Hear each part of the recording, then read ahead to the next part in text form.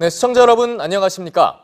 학교폭력 제도 개선 방안을 논의하기 위한 국민참여정책숙려제가 모레부터 본격적으로 시작됩니다. 대국민 설문조사를 비롯해 학폭 관련 전문가와 학생, 학부모, 또 교사 등으로 구성된 참여단이 학교폭력 자체 종결권 등에 대한 제도적 개선점을 마련할 방침입니다. 이윤영 기자의 보도입니다. 정부가 학교폭력 제도 개선 방안을 마련하기 위해 교육 관계자 등이 참여하는 정책 숙려제를 시작합니다. 31명 규모의 참여단이 꾸려지는데 학계 전문성을 갖춘 교수나 법률 전문가를 비롯해 학교 교사와 학생, 학부모 등이 참여합니다. 대부분 학교폭력 업무 경험이 있는 교원이나 교육청 학폭 관련 변호사, 학폭대책자치위원회 활동을 한 학부모 등입니다. 교육부는 추천을 통해 분야별 참여 인원을 정한 뒤 모레부터 오는 18일까지 상호 학습과 토론을 통해 합의를 내는 방식으로 숙려제를 진행할 방침입니다. 당장 이번 주 토요일 날 이제 모여서 1차 토론 규칙 정하고 1차적인 이제 논의를 하고요. 네. 그다음에 이제 워밍업 통해서 다음 주 토일 1박 2일을 거쳐가지고 집중 논의를 하는 거죠.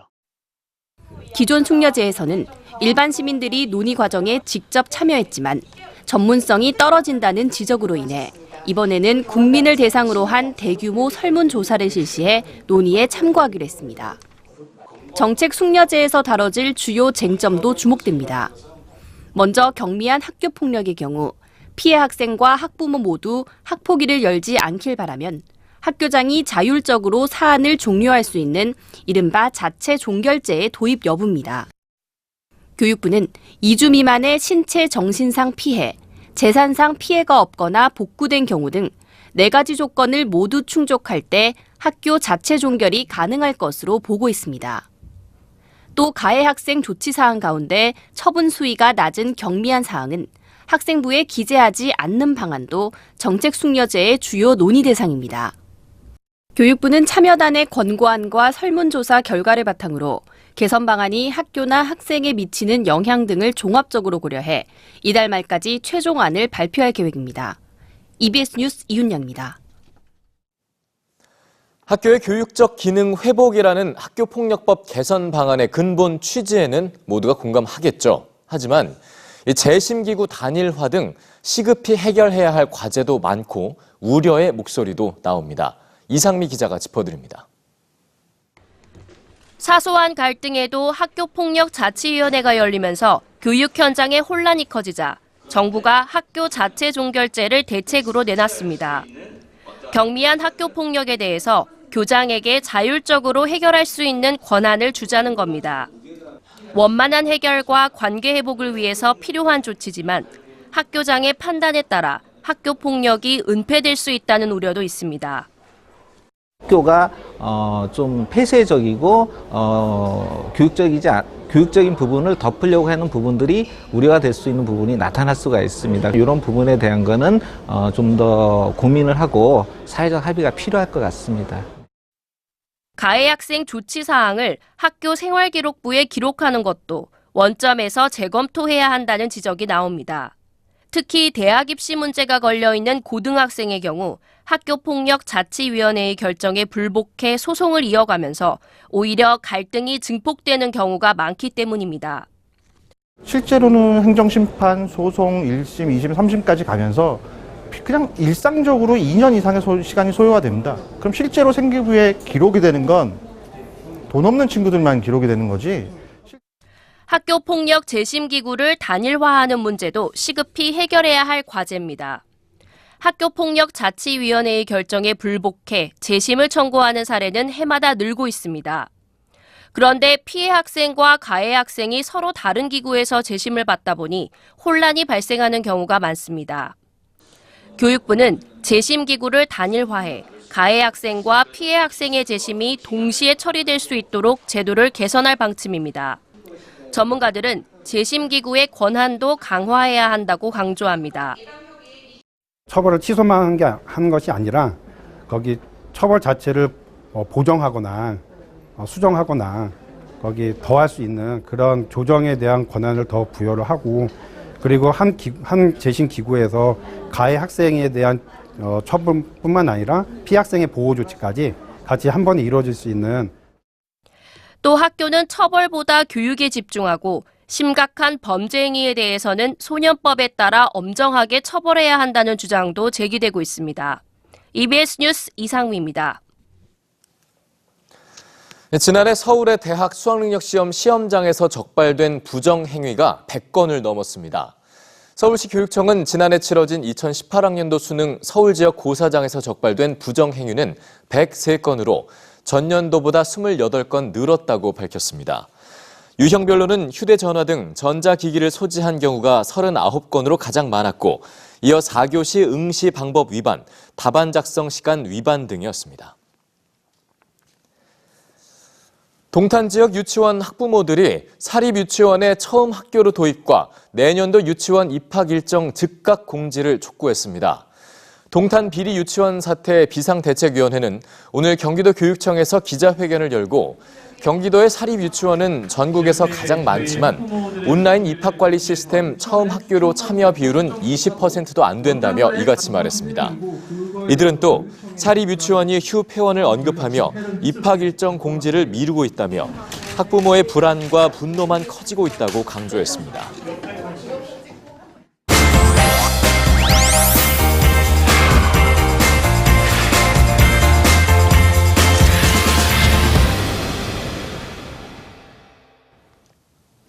네, 우리 학생들 보통 어떤 방법으로 통학들 하는지요? 다양한 이동수단들이 있을 텐데 그중엔 부득이하게 사설 통학 차량까지 이용하는 경우도 있습니다. 이에 스쿨버스 같은 실질적인 개선책을 마련해달라는 목소리가 나오고 있는데요. 부산 학산여자고등학교 스쿨리포터가 취재했습니다. 늦은 저녁, 부산의 한 고등학교. 야간 자율학습을 마친 학생들이 교문에 나섭니다.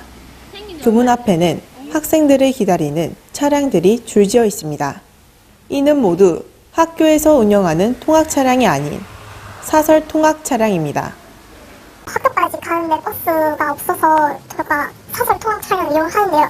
저희 집이 다른 친구들보다 한 10분 정도 더 떨어져 있어요, 집이. 그래서 그것 때문에 막 기록가가 안 나온다고 막 기사님께서 저희만 전담하시는 게 아니라 어린이집이나 학원도 다 같이 운영을 하시거든요. 그래서 이제 그 시간에 맞춰야 되다 보니 난폭 운전을 하실 때도 있고요. 신호를 위반하실 때도 있고. 사설 통학 차량을 이용하는 학생들을 대상으로 조사한 결과 차량 이용이 불편하다는 학생이 77%에 달했는데요. 시험 기간이나 단축 수업 같은 특정일에 통학 차량을 운행하지 않아 불편하다는 의견이 가장 많았고, 통학 차량 기사의 개인 문제로 인한 차량 미운행, 학생마다 다른 도착 시간 등도 문제로 꼽혔습니다. 또 안전성에 대한 우려도 있었습니다. 이에 정부나 지자체에서 스쿨버스 제도를 도입해 좀 더 안전하고 엄격한 통학 차량 기준을 마련해줬으면 좋겠다는 목소리가 나옵니다. 수영 이런 거 한 5-6명 많게 타가지고 불편하고 위험하고 또 여름에는 이제 서로 다 빡빡 붙어서 타니까 습하고 덥고 찝찝하고 그런데 정부나 학교에서 정식으로 스쿨버스를 만들어서 우리가 조금 더 편하고 안전하게 스쿨버스를 탈 수 있게 되면 좋을 것 같습니다. 편리하고 안전한 등하굣길, 학생들의 의견을 반영한 실질적인 대책 마련이 필요해 보입니다. EBS 스쿨 리포터 명민지입니다. 부모가 자신을 돌아보고 자녀와 함께하는 시간을 갖도록 해 결과적으로 자녀를 존중하고 함께 공감할 수 있는 부모로서의 성장을 돕는 예술교육 프로그램이 있습니다. 아빠와 아이가 움직임과 설치 미술 활동으로 집을 직접 구현해보는 서울문화재단의 아버지 예술학교 프로그램인데요. 오늘 교육 현장 속으로 해서 만나보시죠. 지난 토요일 아침, 알록달록 가을이 내려앉은 서울의 한 공원을 찾았습니다. 아빠와 함께한 아이들이 대나무, 그늘망, 커다란 비닐을 손에 들고 무언가를 만들기에 한창인데요. 서울문화재단 관악 어린이 창작 놀이터에서 운영하는 아버지 예술학교, 아버지 프로그램의 참가자들입니다. 아버지가 먼저 예술적인 경험을 하고 그 다음에 아이와 함께 공동 창작의 경험을 통해서 이제 아버지의 그 부모 역량도 향상시키고 그다음에 아이와의 소통도 잘 하실 수 있도록 도와드리는 그런 프로그램입니다. 저희가 이 몸에서 출발해서 이제 저희도 몸이라는 이것을 입고서 이제 어떤 그렇게 살아가는데 이 몸에서 출발해서 어떤 서로 같이 살아가는 집 그리고 이제 다 함께 살아가는 어떤 그런 공동체적인 의미 이렇게까지 좀 의미를 확장해서 좀 생각해 볼 수 있도록 아빠와 아이가 둘만의 공간과 집을 짓는 건축의 과정을 통해 예술로 놀면서 자연스럽게 서로를 이해하고 소통할 수 있게 되는데요. 아빠와 움직이며 커다란 집을 만들어 나가는 이 시간이 아이들에게는 무엇보다 즐겁고 소중합니다. 아빠랑 동생들이랑 이런 집을 만들 줄 몰랐는데 이런 집을 만드니까 재밌고 신나고 신기했어요. 제가 많이 힘든데 힘을 쓰니까 엄청 좋고 아빠가 엄청 힘든 것도 알게 되었고 그리고 또 제 느낌도 엄청 좋고 엄청 신나고 힘들지만 엄청 재밌어요. 함께 흘리는 땀에 행복을 느끼는 건 아이들만이 아닌데요. 아이와 내가 머물 공간을 스스로 만들면서 아빠는 많은 생각을 하게 됩니다. 아빠랑 아이랑 같이 할 수 있는 그런 것들을 많이 해본 게 별로 없었거든요. 근데 너무 좋은 것 같아요. 이런 계기가. 그러니까 아이도 처음에 느낀 게 낯설어했지만 지금은 오늘도 아침에 빨리 가고 싶다고 이제 언제 가냐고 계속 쪼를 정도로 굉장히 좋아했었거든요. 그래서 공간을 만드는 거잖아요. 사실은 저도 전공이 건축이라서 그러긴 한데 어쨌든 아이들한테 이런 공간을 만들어주고 공간이 어떻게 만들어지는지 과정을 보여줄 수 있게 돼서 저는 좋다고 생각합니다. 함께 설계하고 건축한 아빠와 나의 집, 우리 모두의 집이 드디어 완성됐는데요. 공동의 목표를 향해 서로 마주한 순간들, 부모로서의 성장을 돕는 의미 있는 시간이었습니다.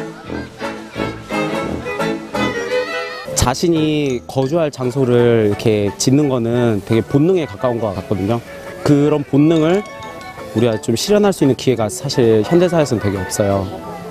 그래서 저는 그런 좀 원형적인 본능에 조금 이렇게 우리가 한번 빠져보고 놀아보고 함께 즐겨보고 그런 의미로서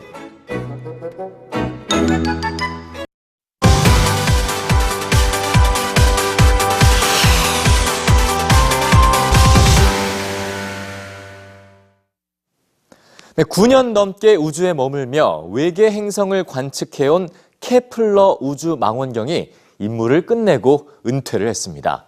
자, 이 케플러 망원경은 우주 어딘가에 또 다른 지구가 존재할 거란 희망을 열어줬는데요.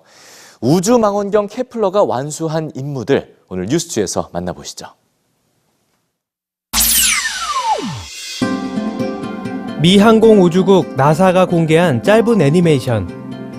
그 주인공은 우주망원경 케플러입니다.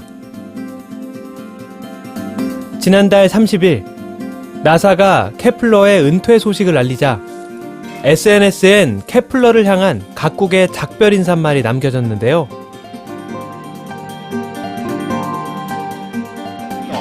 (2009년 3월) 태양계 너머로 쏘아 올려진 우주망원경 케플러.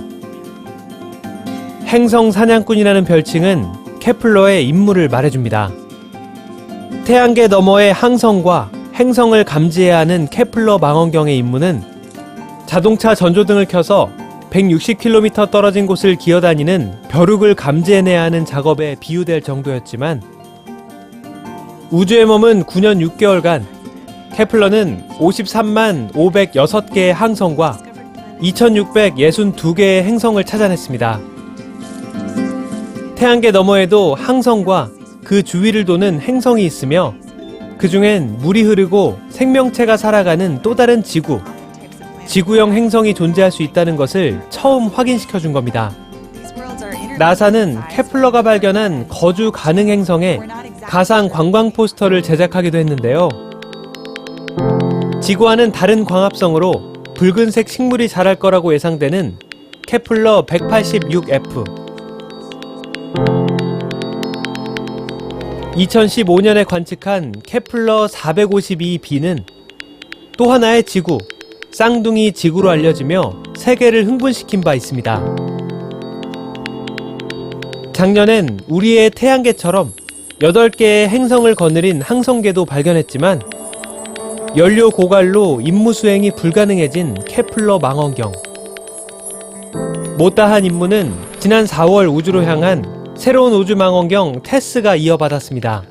A planet-hunting spacecraft that will search for new worlds beyond our solar system.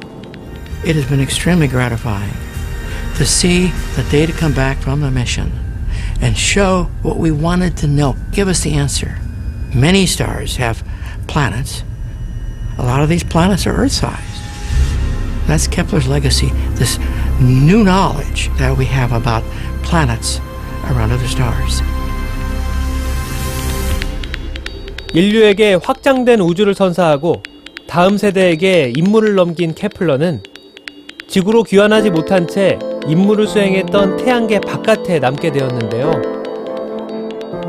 한 유튜버는 그간 케플러가 발견한 모든 항성계와 행성의 궤도, 그리고 행성 온도를 표시한 영상을 제작해 케플러의 업적을 기렸고, 사람들은 우주에 남을 케플러에게 고마움을 담은 따뜻한 작별을 건넸습니다.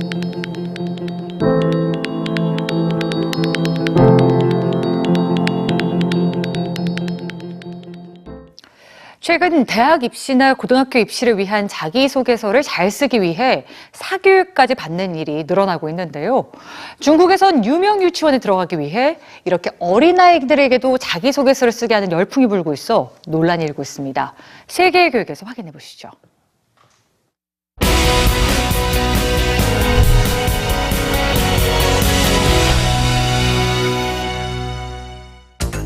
중국에서 5살 어린이의 자기소개서가 공개되면서 조기교육 열풍이 지나치다는 지적이 나오고 있습니다. 자기소개서에는 10,000권의 책을 읽었고 세계 각국을 여행해 다양한 경험을 지니고 있다는 내용이 담겨 있는데요. 자녀들을 유명 사립유치원에 보내기 위해 아주 어린 나이부터 조기 서교육을 시키고 자기소개서를 작성하게 하는 게 유행이 되면서 벌어진 일로 사람들은 아이의 행복을 핑계로 부모의 만족을 추구하는 것이라며 자성의 목소리를 내고 있습니다. 태국 치앙마이 한 대학교에서 교수가 수업 중 여학생들의 치마 속을 몰래 촬영하다 걸려 충격을 주고 있습니다. 교수는 학생들에게 앞으로 나와 사인을 하게 하면서 책상 앞에 실수로 떨어뜨린 것처럼 태블릿 PC를 놓아두었고, 태국은 대학생들도 교복을 입는 만큼 모든 여학생의 치마 속이 적나라하게 촬영됐는데요. 이상하게 여긴 학생들의 신고로 그동안의 행적이 적발됐고, 대학은 교수를 해고하고 더 이상의 피해자가 나오지 않도록 최선을 다할 것이라고 밝혔습니다. 미국에서 교사들이 헬로윈데이 의상으로 미국과 멕시코의 국경 장벽을 나타내는 옷을 입은 것으로 드러나 논란이 일고 있습니다. 아이다호주의 한 초등학교 교사 6명이 아이들과 함께하는 헬로윈 파티에서 장벽 모양의 의상과 멕시코 모자 등을 쓴 모습으로 분장했는데요. 최근 국경 긴장이 고조되고 이민 이슈가 뜨거운 만큼 초등학교 교사들의 분장 의상으로는 부적절했다는 지적이 계속되자 해당 지역의 교육감은 영상으로 공개 사과문을 발표했습니다. 지금까지 세계의 교육이었습니다.